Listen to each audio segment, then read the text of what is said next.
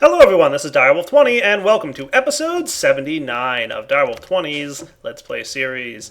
Oh man, one more episode and then we have a world download? Cool. I am currently just hanging out, and what I'd like to start playing with today is a brand new mod. You guys haven't seen me play with this much because it's pretty much one of the newer ones that have become available and recently added to the pack. So time to play with PneumaticCraft. PneumaticCraft adds a bunch of really cool machines, and what I liked about PneumaticCraft when I first started playing with it is it's a new tech mod that doesn't add like the standard suite of tech mod type machines. Like lots of tech mods add like an ore doubling mechanic and then a furnace type block and a couple other things. Like this one, it doesn't have any of that. It has a bunch of different new machines that are pretty cool. So we're going to start playing with PneumaticCraft a little bit. In order to get started with it, there's a few things we're going to need to get our hands on first. We're first off going to need to find a way to get ourselves some compressed iron ingots, and I'll show you guys how to manage this stuff pretty quickly. It's not too bad to get initially. We're also going to want a bunch of other resources, and the main thing that we're going to need to find and focus on are seeds. There's quite a few of these seeds available out in the world. Now because we added this mod after we generated this world, we might need to go visit a Mistcraft age to find some of the seeds that we're looking for. I know I've probably found a few because a few of them drop off mobs, so if we take a look in here and take a look at seeds, we'll see that we've got squid, slime, ender, and just, okay, those are regular old Minecraft seeds, but you know what I mean. So a few things that we've got to work on there. And, let's see, I don't think we've gotten any down here from the mob spawner. Doesn't look like there's anything here, so that's okay. Alright, neat. Do I not have an export bus for iron armor? I guess I don't. That's okay. I'm not that worried about having that stuff. Alright, so, we've got even some trophies. These trophies are neat, by the way. They're from open blocks, and they do funny things. Let's check out this guy. I like this trophy. Just when you right-click on it. That's cool. A couple other things. Let's see. I want to see what other trophies we got.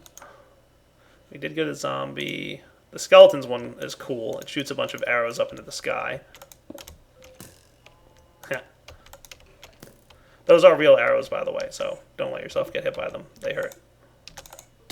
Ouch.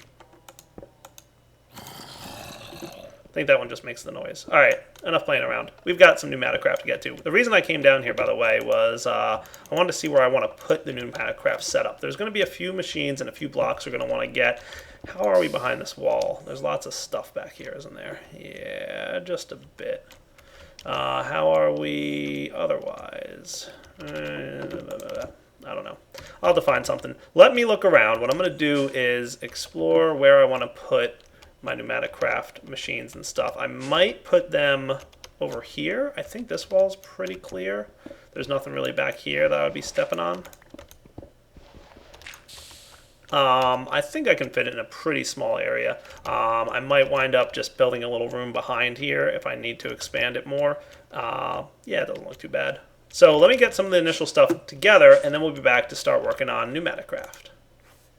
Alright guys, the first piece of compressed iron that you're going to want to make isn't that hard to get. What you need to do to get compressed iron is basically expose your iron to a large amount of pressure. Now this can be in the form of any explosion, be it creeper, TNT, industrial TNT, whatever you want, you name it. We can go ahead and just place this guy right here and go. Now you'll notice that I put a full stack of iron down, right? Now the one downside to this is the TNT does damage and destroy some of the iron. So you're going to want to be aware that you're only going to get about, I don't know, what is that, 3/4 of the iron maybe?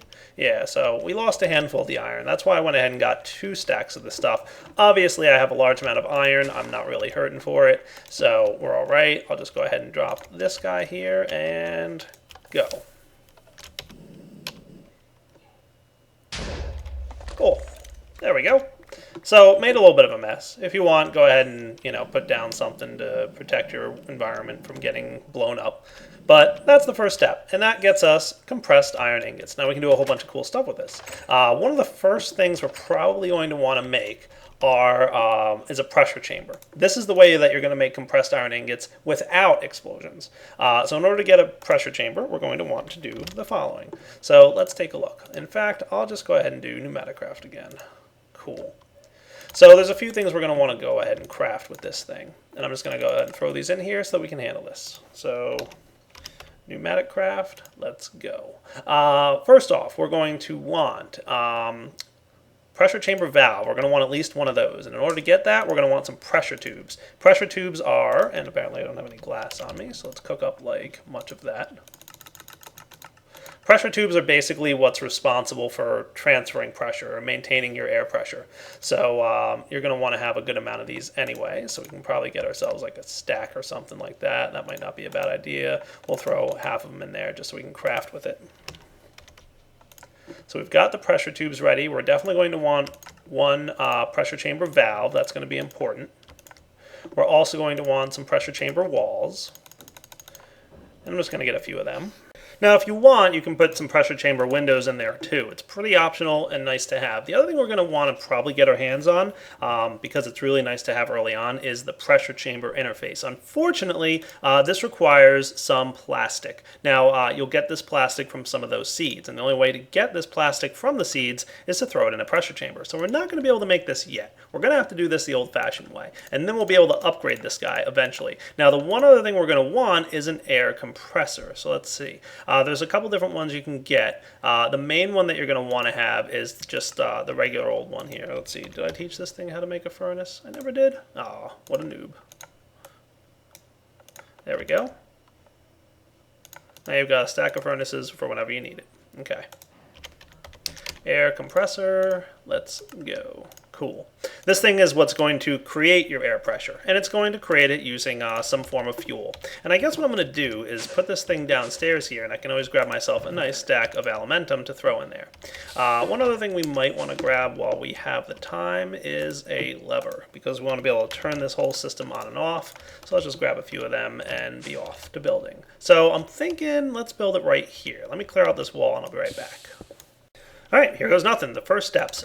So your pressure chamber can actually be anything from a 3x3 to a 5x5. I'm going to go with the most basic version right now, the 3x3. We'll put down this guy. We'll put down this guy, this guy. Some windows in here would be nice, so we can look in and see how our pressure buildup is doing. There we go. And then the other thing you're going to need is the valve. Remember, this is what's going to pump your air pressure into your pressure chamber. And it needs to be, the valve needs to be touching one of the air blocks inside. So a 3x3 only has one air block, so that's the only place you can put it. But if you have like a 5x5, you'll be able to do this, a little bit differently. Then what we're going to want to have is our pressure tubes. These guys are what's going to run out and allow you to pretty much run your pressure like so. Let's see. We just put this guy here, and then we place down our air compressor, we should be able to see this thing is ready to go. Now, here's an important thing to note. You want your pressure tubes to be connected. You don't want any loose ends, because if you do have a loose end here, what's going to happen is when you start burning your air compressor, all the air is going to leak out, and you're not actually going to build up any air pressure. You can see this thing not moving. The pressure is currently at 0 bars, okay? So you definitely want to have a connection here. If you don't, it's just going to be wasted, okay? And because I have so much alimentum, I don't mind wasting it. Once you have a closed pressure system with no open connections, you'll see that your pressure does indeed start to build up. And it does a pretty good job. It builds up pretty quickly. We can see we've already got 0.1 bars. Now here is the problem as well. You don't want your pressure to get into the red zone here. If your pressure reaches the red zone, you have a potential for blowing up your machines. And pressure tubes as well also have a red zone, so you don't want to run too much pressure through the tubes. You'll note that there is some upgraded versions of the tubes, advanced pressure tubes, that can contain more pressure than the basic ones. So keep that in mind. So your pressure chamber and your tubes and your compressor are all going to be properly balanced out.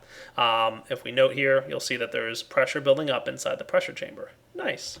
So right now, actually, though, I'm going to turn this thing off. And make sure, here's a trick, by the way, make sure to set your redstone behavior. By default, these things ignore redstone. You want it to only run however you want to set it up, right? So if you say only generate on low redstone, when your redstone lever is on, it's not going to activate the air compressor. So keep that in mind. So I'll let the one elementum in there burn up, and we'll let it generate as much air pressure as it can.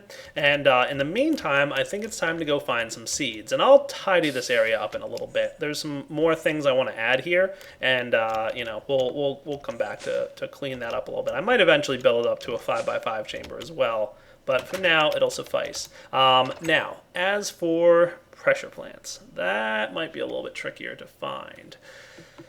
So I have two options. I can either start exploring the terrain around my house and generate new chunks. So basically the way things happen is all these chunks and all the things that we've already explored have already been generated. And that was before we had PneumaticCraft installed. So I'm going to have to fly pretty far away if I want to find a place that hasn't been generated yet. And we'll start getting some new flowers. Another option is to create a new Mistcraft age. And that will be a whole new age with all new generation of world and all that good stuff. So why don't I fly around a little bit here, see if I can't find a few things. And I'll probably generate a random age or two, and then we should be able to find ourselves some pressure plants. And you'll know once you start reaching some new chunks, because you'll start seeing some pressure plants starting to show up. So let me fly out here and see what we get. I know there's a desert out here, which is kind of the reason I'm doing this, because I know there's a few plants in the desert. All right, I'll be back in a minute once the world generation starts catching up with all this traveling I'm doing.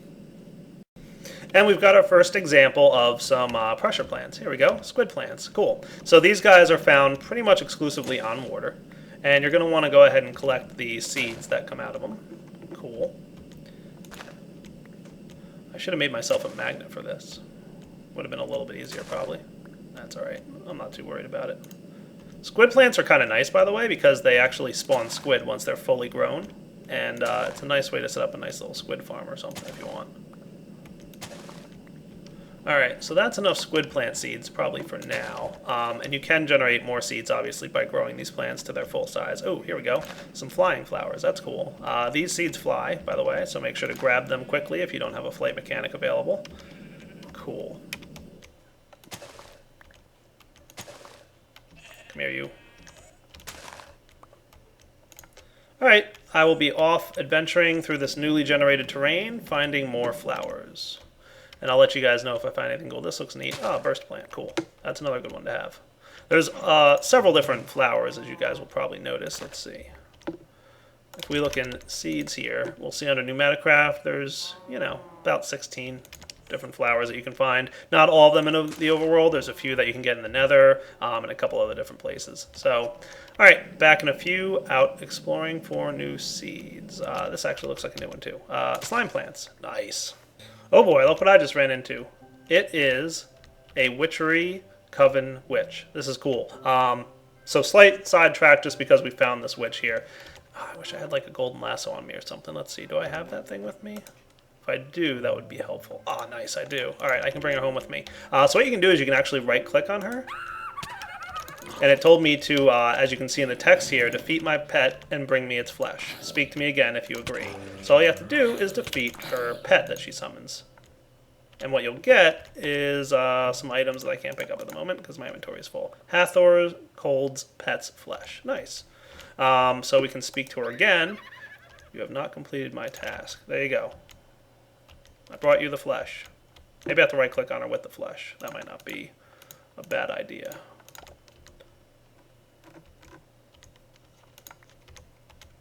Where'd you go? Get back here. Nice! So I've just gotten my first Coven Witch. That's cool. I wanted to show that to you guys because Coven Witches are not terribly common to find in the world. You'll want to find them in New World Gen. I think there's a way that you can summon them if you've installed Witchery after the fact. I think this was her house. Pretty cool. Come here, you. And just want to make sure you guys saw that. So I've got my first Coven Witch from Witchery. I know we're focusing on PneumaticCraft this episode, but it just so happened that I ran into that girl, so wanted to show you that mechanic. There's, I forget how many total witches you can have in your Coven, but you're going to want to, whenever you find one, get it. Oh, cool. Propulsion plants, those are new to me, as is the chopper plant. All right, still exploring, still getting new stuff. Back in a few minutes.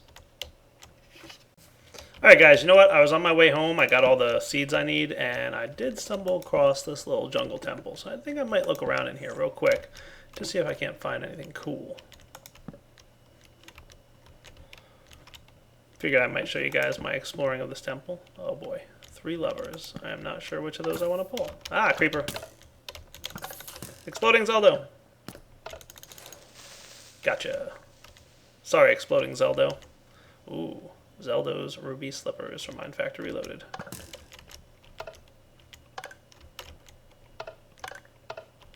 Aha. Nothing terribly exciting here. Haha. Alright, which one of these levers should I pull? I'm going to pull the middle one. Apparently not. Left? Nope. I hear a piston somewhere.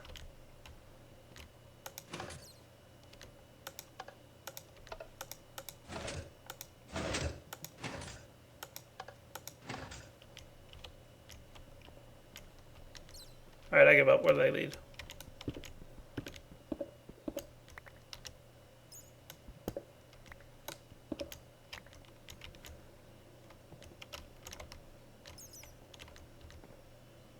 Not really sure what they do.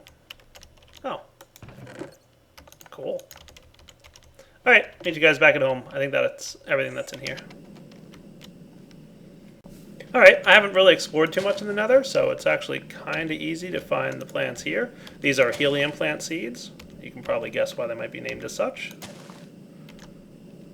And I think there's one more type of seed I need to find in the Nether. Come back here, you.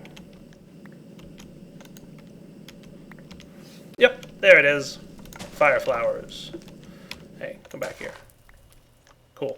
Wouldn't mind having more than one of them. I hate scar spiders. Alright. Maybe one or two more of those, and then I'll head back to my house, and we'll get started using some of these. And probably setting up a farm for them as well, because we don't need like a ton of them, but it'll be nice to have a few, if you know what I mean. More fire flowers? Nice. That's enough for now. I can always get more. Stop it. There we go. So guys, believe it or not, this is actually the perfect setup for what I want to build right now because of two things. First off, some of the seeds require being placed on water, which we've got right here. So I'm actually growing up all the seeds that we've got, and I'm going to let them get harvested by the machine here. Let's see. I think it should be running. Go ahead, Columns, take care of that stuff for me. While that's getting cleaned up, I'm going to be preparing for what we want to do. So let's go into bat mode here and make sure that this thing is set up for all this stuff. We're going to want to designate which areas of the fields are going to go for what. So first off, 2, 3, 4, 5. It doesn't really matter how many of these I say to keep stocked, really. It does matter which ones I say to keep stocked, though.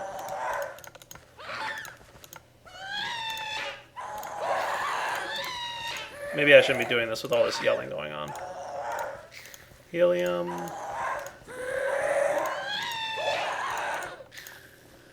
There we go. By the way, I already cleared out the internal, so no new ones are being planted there.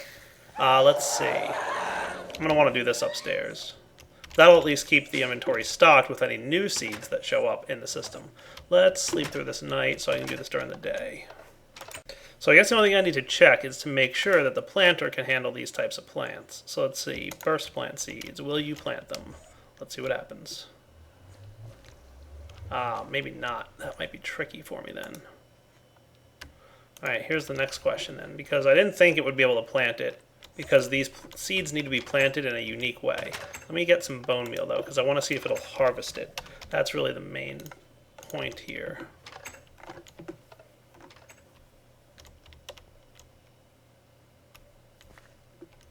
Yeah, this guy might be a problem for me.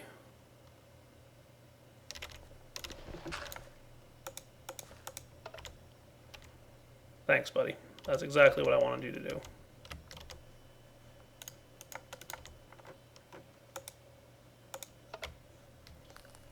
Come here, Gollum.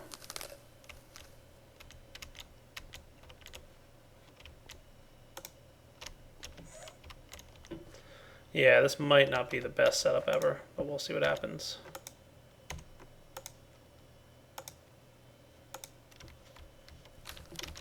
So just turn this off for a minute. We'll put this thing down.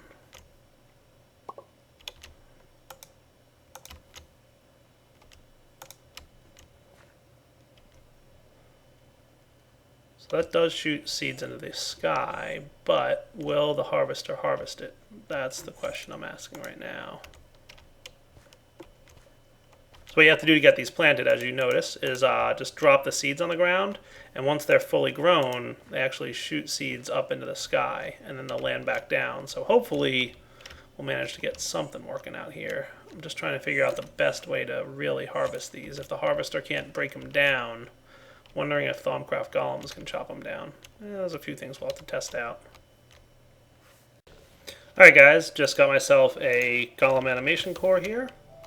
Or I left a little bit of a sentry in there, but what I'd like to try real quick is just to see if the golems... Oh, did you harvest? That would be cool. If you can harvest, that's cool with me. It was just taking a long time, so I figured it couldn't. But while I was gone, the plants disappeared, so... Give me a minute here, let me test this. If this thing harvests, then that's at least a little better.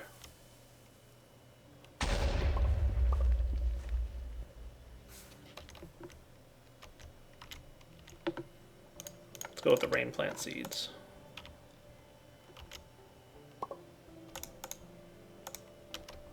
Let's see what happens.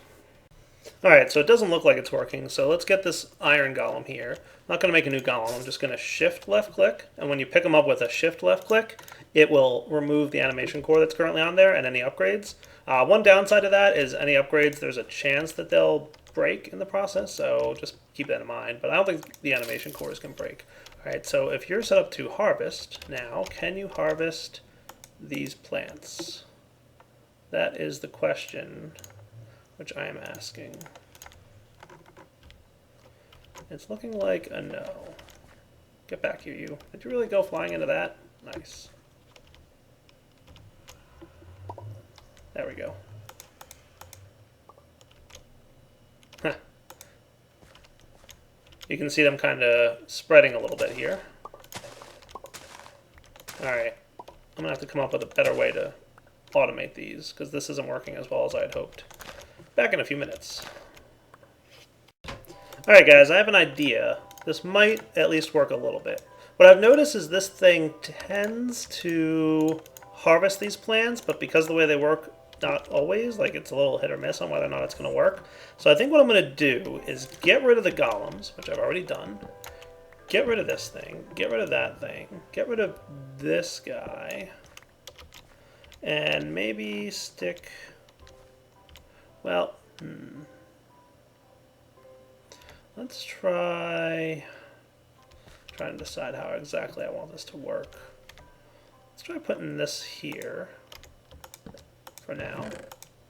And then I'm going to put the kinetic attractor, not there, right here, with the lever here. How will this work? Will that work going into the chest there? I was hoping that would pull into the hungry chest, but it doesn't seem to be, does it? Okay. Alright guys, so I'm just going to have to do this as best as I can. I'm going to have to come up with a good, neat way to do this automatically, but for now it's going to kind of have to be a little bit manual, unfortunately. So the good news is some of these plants will automatically spread.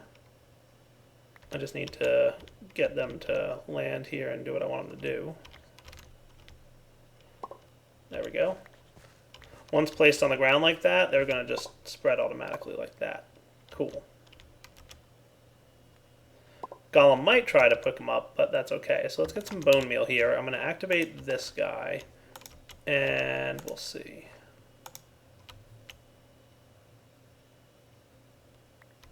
There we go. So if you didn't notice real quick, let's do that again, it's actually spitting out a seed. Some of them spit out new seeds, not all of them do though, but the kinetic attractor here is going to grab them. Now some of the other ones, like let's say for example, what do we got? Chopper plants. These guys do a little bit something different. I'm going to kind of drop him over here-ish. Only problem is you have to turn this off when you're planting, which is why I put the lever up top, by the way. That shoots that thing up into the sky like a little helicopter, and then the seeds go flying everywhere. So what you want to do is, number one, have this on, and go. And some of them get pulled in to the kinetic attractor. Not all of them, but some of them do. So we'll just kind of have to, you know, go with it. right? What I'm actually thinking is probably the one, if I plant these as close to the attractor as possible. I think that's the one that flies the highest.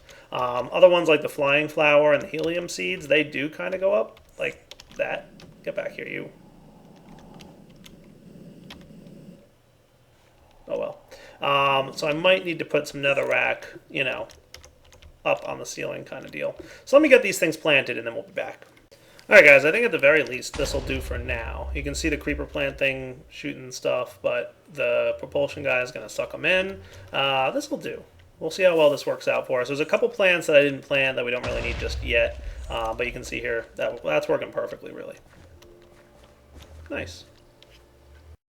Alright guys, so if you recall, one of the things we needed to make to upgrade this pressure chamber that we've got is the following item. If we take rain plant seeds and just throw them into a pressure chamber, and we don't really need much pressure buildup here. We only need about half of a bar here of pressure. We'll turn these rain plant seeds into blue plastic, which we can then use to get something pretty neat. Let's see, pressure chamber, what's it called? The interface. We're definitely going to want one of these because you'll see why in just a moment. In order to use the pressure chamber before you have interfaces, you need to do this crazy process. You need to actually break open the pressure chamber, which of course lets all the pressure out. So now we've all of a sudden got zero pressure, and you can see it quickly dropping down. That's not good. In order to get items in, we just need to drop them in there. Let's see. Like so. I'll put all 27 in because we're going to need a decent amount of these. And then we close the chamber back up. And then it's sealed again, so everything's cool. We can go ahead and activate this once. So we just want one iteration here to go through. And now we have to build up the pressure again. Obviously, that's not the way we're going to want to do things going forward, which is why we want the pressure chamber interface, which is why we went out and got all the seeds and all that stuff. There's quite a few other uses for the plastic, so I wanted to make sure we had as much of this infrastructure built ahead of time as possible. So now, once we get this guy up to about half a bar, and you'll also notice that when you have an item inside the pressure chamber, you see this little yellow circle here that wasn't here before. What this means is when it's in yellow, it's not got enough pressure to do whatever operation you're trying to do at the moment. Once it hits the green, it'll be able to start doing what we want it to do. And you'll see here it's about to get to that point. Let's see. Yeah, we're almost there. I think we might actually be there any moment. So watch inside the chamber as the seeds start turning into the little plastic things that we want. Awesome. So you can see that kind of occurring right there, and that looks like it's done. Now to get these items out is equally as frustrating. You actually have to break the block. And in some cases you might have to break two if you can't reach it, get the item out, and then reform the multi-block structure. So without that pressure chamber interface, there's no way to get these things out of there. That's why we want to make this interface. So what I think I'm going to do here is, let's see. Let's first off get the interface recipe up. Pressure chamber interface. Now luckily you get 4 of these per crafting operation. So let's see, first we're going to need a cannon barrel, which requires a safety valve, which requires a pressure gauge. Alright, cool. So 1, 2 of these guys. Okay, because I know I'm going to need 2 pneumatic cylinders. So then we're going to want 1, 2 of these guys. And then we're going to want 2 cannon barrels. Are we really out of compressed iron ingots already? We must be. Alright, well, let's get some more iron and another TNT. Another stack. Wow, sand? That's what I'm low on? There we go. That should request out of the containers. I really need to do away with logistics pipe system, but we'll see. I guess just one will do for now. Alright, let's go find a spot to do this real quick. I've got a lever on me, right? Yeah, I do. Cool.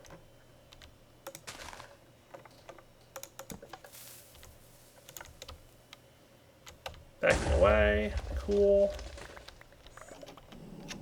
Again, not the most efficient way to do it, but honestly, I'm doing alright on iron, so I'm not too worried.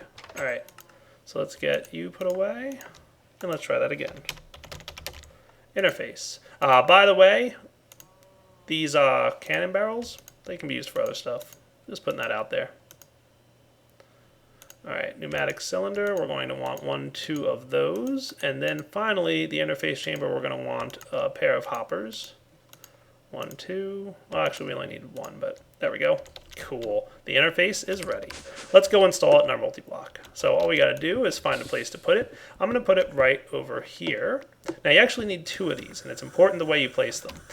This is the way I want it to go. So the I is the input and the O is the output. So anything that goes in here is going to be inserted into the chamber.